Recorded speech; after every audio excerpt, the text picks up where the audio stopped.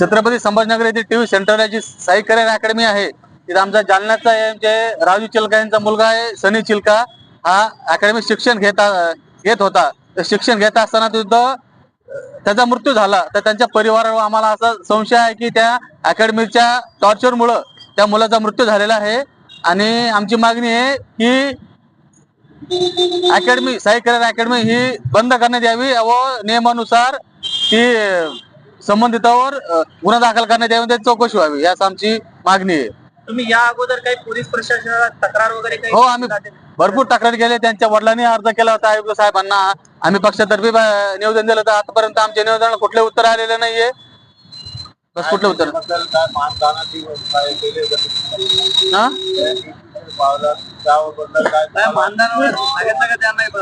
नाही त्यांना तसे त्यांना कळवलंय की शासनातर्फे जी मदत होईल ती मदत करण्यात यावी म्हणून परिवाराला.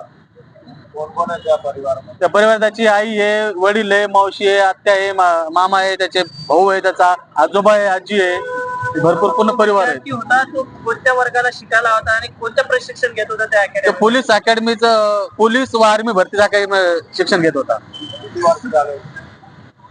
तो साधारण एक वर्षापासून शिक्षण घेत होता. 3 महिन्यापासून. पोलीस अकॅडमीच्या संचालकाशी काही तुमचं बोलणं झालं? नाही बोलणं नाही झालं. ज्यावेळेस त्याची मौत झाली होती त्यावेळेस तो बोलला होता. ते तिथले PI साहेब होते आपले बेगमपुराचे जगताप साहेब, ते बोलले तुम्ही डेड बॉडीचा अंत्यविधी करून घ्या, आम्ही नंतर गुन्हा दाखल करतो. आणि त्यांच्या वडिलांना त्या अकॅडमीवाले बोलले होते की बाबा तुम्हाला आम्ही काय मदत करू. पोलीस प्रशासनाच्या वतीने काही कारवाई करण्यात आली का? काही कारवाई झाली नाही म्हणून तो उपोषणाला बसलेला आहे. आणि आमची मागणी आहे की त्याच्यावर गुन्हा दाखल करून अकॅडमी बंद करावी, आमची मुख्य मागणी आहे. त्यासाठी आम्ही जिल्हाधिकारी छत्रपती संभाजीनगर समोर त्यांच्या परिवारासह उपोषणाला बसलेला आहे. जोपर्यंत मागणी मान्य होत नाही तोपर्यंत उपोषण इथून उठणार नाही. तुम्ही एवढी मोठी टोकाची भूमिका घेतली उपोषणाची, या अगोदर काही जिल्हाधिकाऱ्यांशी काही भेट झालेली आहे का? नाही, भेट नाही झाली आमची त्यांची. म्हणजे आम्ही पत्र दिलं होतं. नाही, निवेदन दिलेलं आहे त्यांना.